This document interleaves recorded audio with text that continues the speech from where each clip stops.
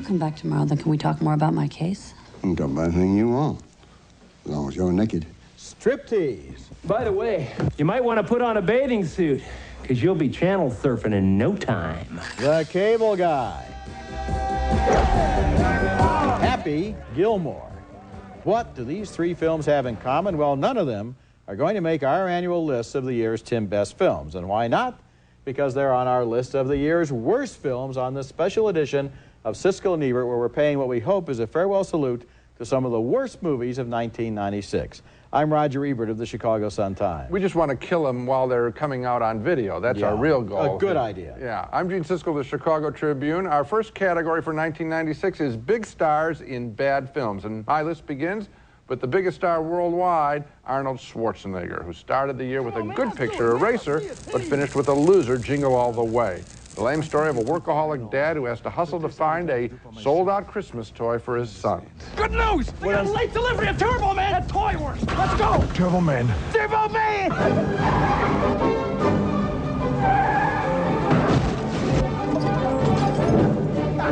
And that's all there is to the story. None of the Schwarzenegger trademarks of high-tech, big action, or good humor. His three kids' films, Kindergarten Cop, Junior, and now Jingle All The Way, have been lame. He has to learn to select smarter scripts, I think, for family entertainment.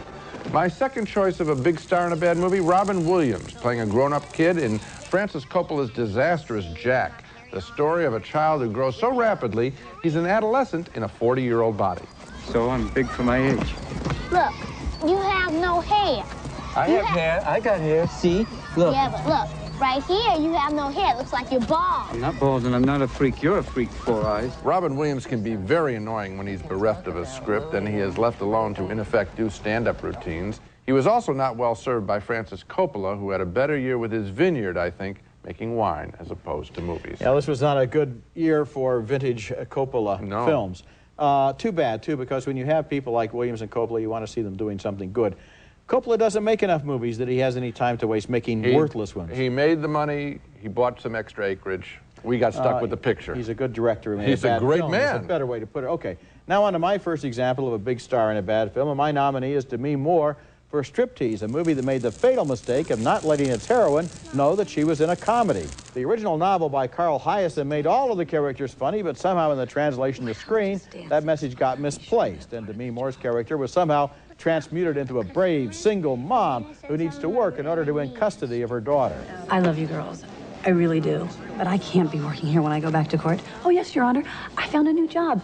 I'm working at the Eager Beaver. The other disappointing aspect of Striptease was its lack of eroticism. The movie was sold on its sexual content, and so reasonably enough, that's probably why a lot of people bought tickets, but Moore projected a kind of aura of defiant distancing in her strip scenes, completely losing the human qualities which made the character so lovable in the novel.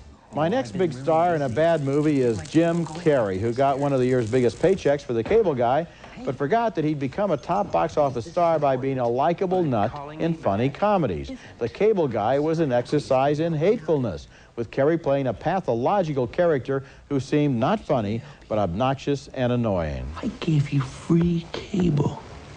What have you ever done for me? Anything you want, just name it quickly. Tomorrow night we hang out. Jim Carrey has a genuine and very real comic talent, but it can't work if the material is as negative as it is in The Cable Guy. His resolution for 1997 ought to be it's okay to play deeply troubled guys, but not deeply troubling guys. I think you're right on track with Demi Moore. There was a coldness to the picture. I think she's gotten away from where she should be. You know, I made the joke, you know, what's next? Demi goes to the gynecologist. I mean, what more could she possibly show us? I think her focus ought to be, she's a wonderful actress at times. She ought to focus on richer parts. As far as Jim Carrey, I happen to like The Cable Guy a little bit. And I thought that it was interesting playing sort of a diseased guy, diseased from exposure to television.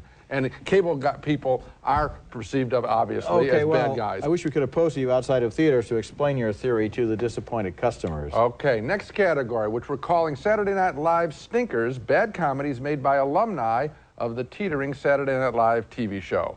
Lots to choose from this year, and my choices are Black Sheep, with the annoying Chris Farley, who plays characters like Curly of the Three Stooges, but has no warmth. Here he's paired with another SNL veteran, David Spade. Folks, having a little trouble here. Help! Help, please! Lord, Harold. Black Sheep, you may recall, is the first movie I walked out on. In 26 years of being a movie critic, I just couldn't take him anymore. And my next choice, High School High. It's a mean parody of the inner-city high school dramas like Blackboard Jungle or more recently Dangerous Minds. John Lovitz from Saturday Night Live plays a new teacher in a bad neighborhood. Listen to me, boys. I want you both to get out of your cars right now, and we'll settle this in an adult manner, like a fist fight.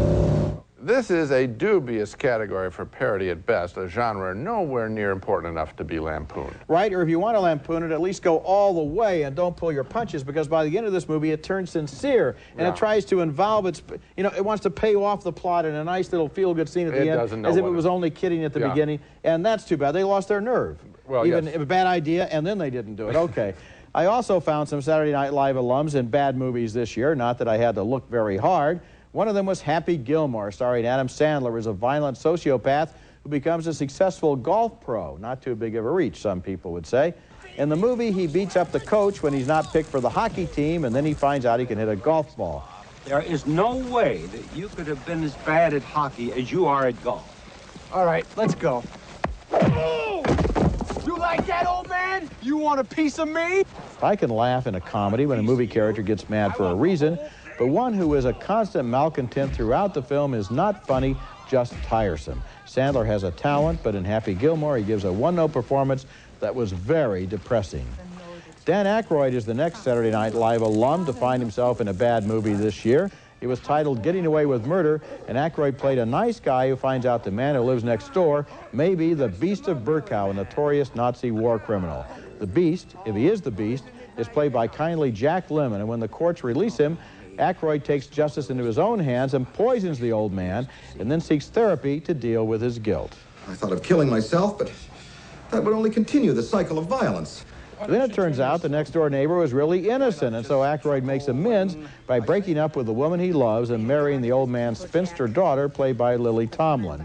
I would have loved to be present at the story conference where they convinced themselves that Getting Away with Murder was a filmable concept. How did anyone decide this movie should be made? And we have a category come up later with another couple of examples of concepts that were, you know, dead at birth. Yeah. Back to Saturday Night Live. We're still paying for the success of the great Saturday Night Live comedies with Bill Murray and John Belushi and Dan Aykroyd. I came up with this category of the Saturday Night Live alums that are in bad pictures because I was reading on the internet something by a freelance writer named Joe Queenan, and Joe had singled this out as one of the worst trends in American movies, and he's absolutely right.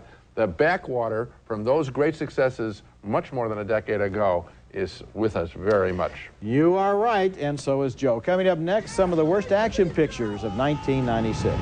Program on the worst movies of the year. Let's move on now to a category that we're calling Bad Reaction to Action, about some very bad action movies. My first candidate is The Ghost in the Darkness, an African adventure that made the Tarzan movies look subtle. It starred Val Kilmer as an engineer building a railroad bridge and Michael Douglas as a professional hunter, brought out when two savage lions begin to eat the railway workers. Some of the special effects looked like lion skins being waved in front of the camera.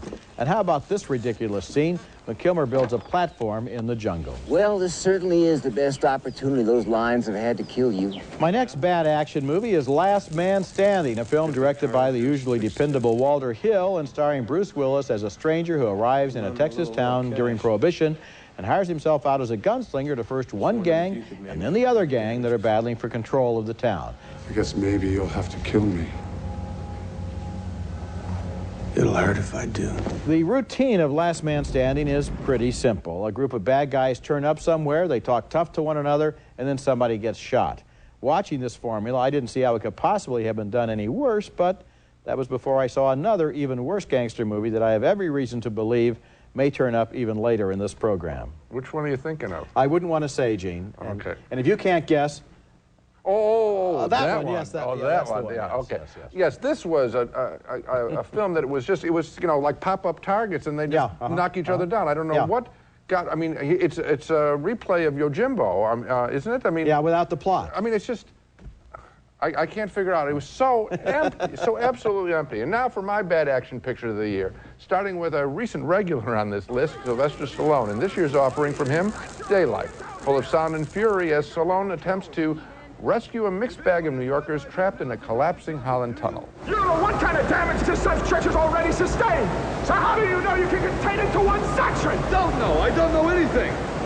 The only thing I know is we're not going to make it another hour unless I shut this thing down. My next lousy action picture is Fled, with Lawrence Fishburne, a fine actor who obviously went for the money with this one because I can't ever believe he felt that this was a picture he'd want to see.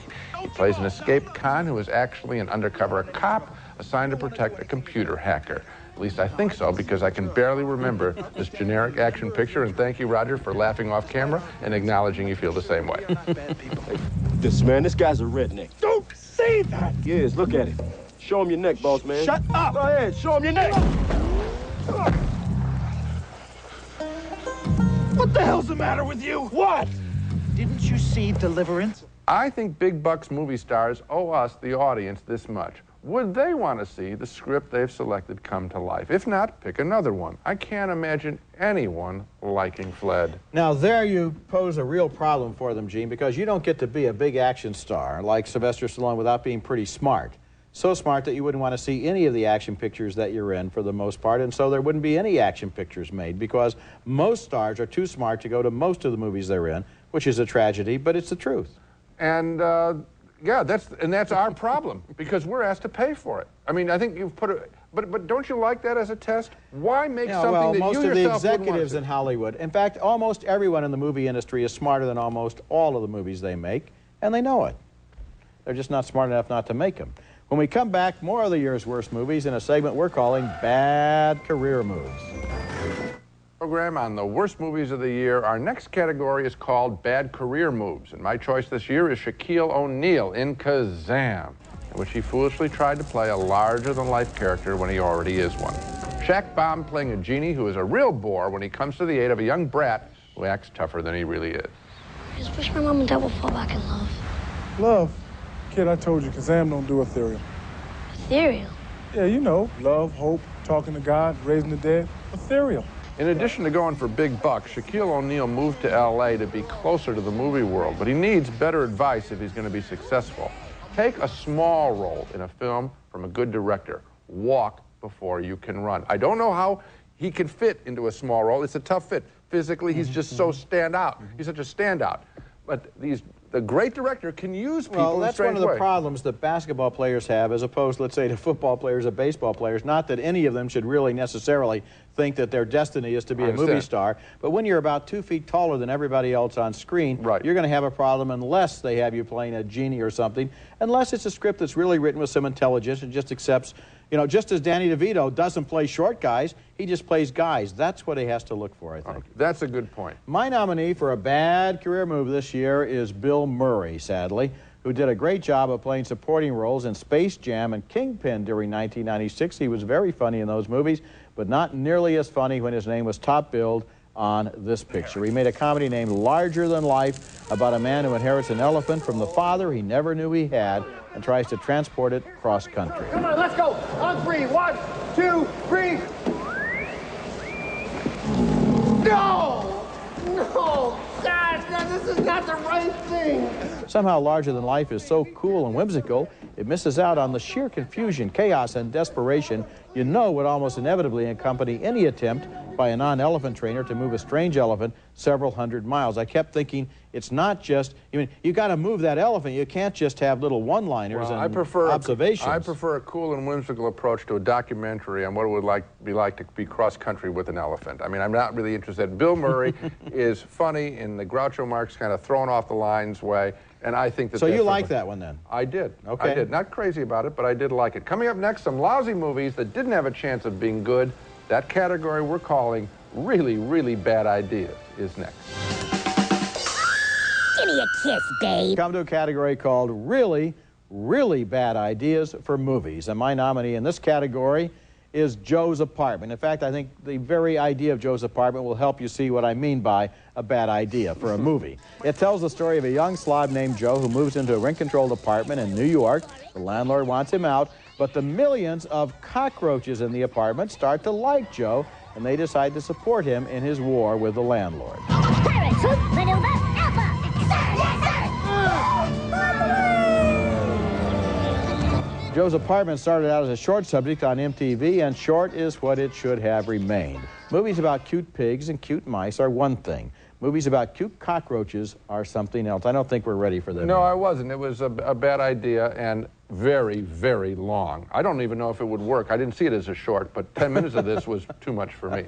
Now, my choice of a really bad idea, House Arrest, the aggravating would-be comedy about a group of kids who trap their quarreling parents in the basement to get them to work out their problems. Jamie Lee Curtis and Kevin Pollak play the main mom and dad. They got my tools! And the phone's gone too.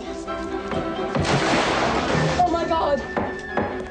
Boarded up the windows? House Arrest didn't have a chance of working. Maybe some studio executives' family therapist wrote this screenplay. I don't know how else to explain House Arrest getting into production. One of the things, you know, people ask us sometimes, would you like to make a movie? And my standard answer is, well, I don't think I could be a feature director. I wouldn't mind making a documentary. Right, that's mine I would too. love to have a documentary of the story pitches? conference for some of these movies. What did they tell each other? How they're going to write a check for millions of dollars. You know, when you and I go out and buy a car, we probably think a lot harder about that than these people think about a $30 million budget for a cockroach movie. What are they thinking of? Well, the number may be a little high, but the spirit of Okay, your at 20 comment- million. Tim, what would be the right price for a cockroach movie? How about quarreling parents trapped in a basement, attacked by cockroaches? Now you've got a movie.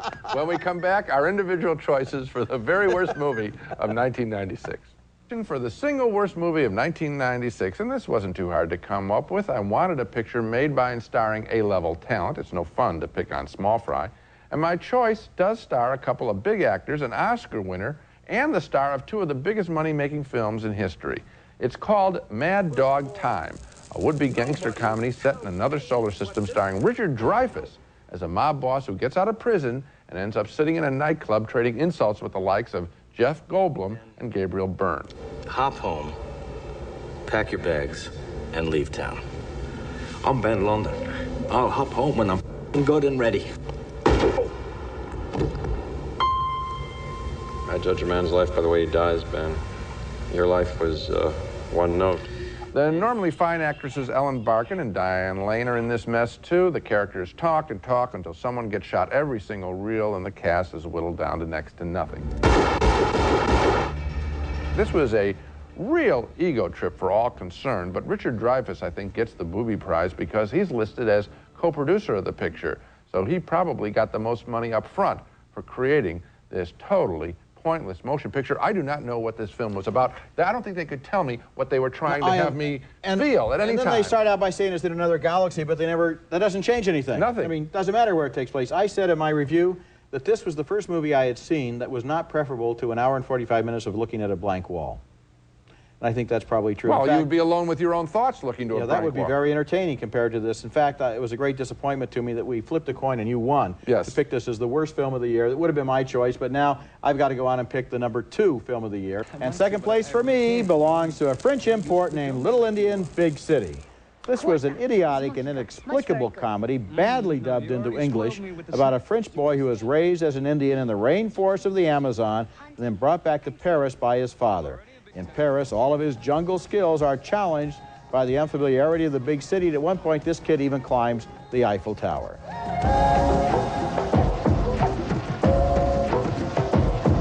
I'm told that Little Indian Big City was a big hit in France. Over here, Little Indian Big City was a big flop. If the French laughed at this, it helps me to understand why they think Jerry Lewis is the funniest man on earth. In a movie filled with one scene after another, a consistent thread throughout the film was the awfulness of the dubbed dialogue in which people speak English as if it had been translated out of French via a third language not known to either side. When we saw this movie, one of the reels was missing. A man from the movie company told us that we could see the missing reel the next day. My colleague here informed him, quote, if it was the legendary missing footage from the Magnificent Ambersons, this movie would still suck. Very well said. Thank you very much You're welcome. for remembering that. I forgot. It was a very nice line. Thank you so much. Now, I want to tell you something. I was in France, as you know, this summer. Yes. At the end of my trip in Paris, at Brasserie Lip, great restaurant, Yes, I confronted my newfound French friends about this movie. And they said, we're astonished, too. We thought it was horrible. I mean, I don't know what's going on there. That's a country, they got 12% unemployment. Who knows what's going on? That's it for this special show. Next week, we'll be back with our annual Memo to the Academy, a special program aimed specifically at that tiny but powerful segment in Hollywood, the movie industry people who award the Oscars. We'll give you our selections of who shouldn't be left off your nominating ballots. We're trying to influence you. That's next week. And until then, the balcony is closed.